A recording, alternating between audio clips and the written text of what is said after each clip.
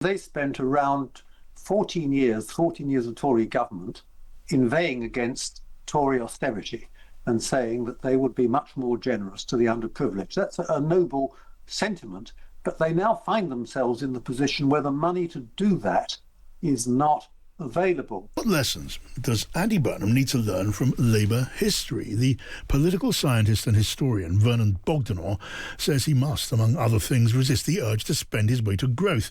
Vernon Bogdanor joins us live. Hello to you, Vernon.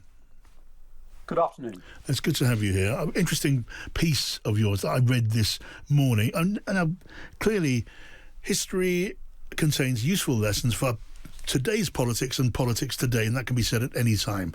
But you've written interestingly about the particular lessons that perhaps only Andy Burnham would be well placed to take aboard. Just tell me a bit about your thinking. Well, the greatest problem for any Labour government, I think, is over-optimism. The Labour Party exists to improve economic and social standards, and that's best done when you've got a surplus derived from economic growth.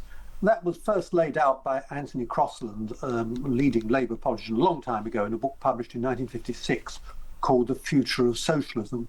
Now, Keir Starmer hoped, through the proceeds of growth, to secure what he called change, that is, more doctors, more dentists, more teachers, and the rest of it. Unfortunately, the growth hasn't materialised, but a lot of the spending has. And the problem that Andy Burnham has to face is, how does a government of the left operate in a cold economic climate? Yes, and you make the point in your piece that you've got a very large Labour group at Westminster, goodness knows, but a lot of them were elected with the idea of moving as far away from austerity as possible, and they're now facing a reality in which, well, they wouldn't accept the use of the word austerity, but there's going to have to be a good deal of tightness to the purse strings just to get through some of the challenges that are coming up. Absolutely. A majority of the Labour members of Parliament were elected for the very first time in 2024. And they spent around 14 years of Tory government inveighing against Tory austerity and saying that they would be much more generous to the underprivileged. That's a noble sentiment, but they now find themselves in the position where the money to do that is not available. And sadly, even well-intentioned people can't alter the laws of economic arithmetic. And if the economy is unsustainable, the fiscal situation, which I think it is, it won't be sustained. Either Andy Burnham will have to take measures to sustain the economy, or the IMF will do it for him, as happened in 1976, a long time ago, 50 years, but the lessons are still important, when the brokers' men came in and told the Labour government of the time, you simply have to cut public spending. I mean, that's a pretty extreme reading of the possible future, the IMF coming and bailing out Britain's public finances. But you also, in this matter of learning the lessons of history, you draw upon the premierships of Ramsay MacDonald, Jim Callaghan and Harold Wilson. Just summarise the lessons of those leaders. Well, the lessons are that they couldn't control public spending. And in 1931, when Ramsay MacDonald was Prime Minister, there was a run on the pound. And MacDonald tried to get cuts in public spending, but his cabinet split and he resigned, and the Labour Party was then in opposition for 14 years. Harold Wilson came to power on a slogan in 1964, let's go with Labour.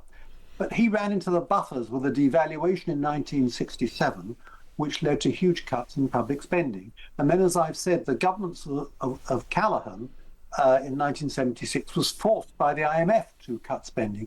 You say my view of the future is extreme, but debt is currently at the level of £3 trillion and rising. Yeah.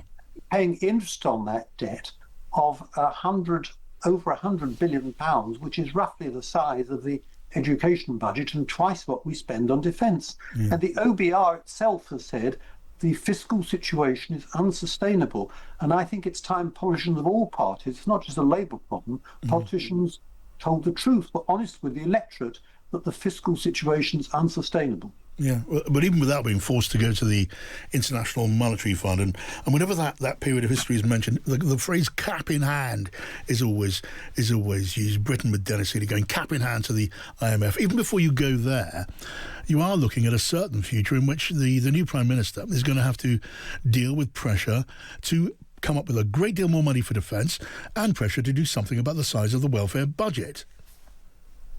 Yes, I mean, his prime need, I fear, is to cut the welfare budget.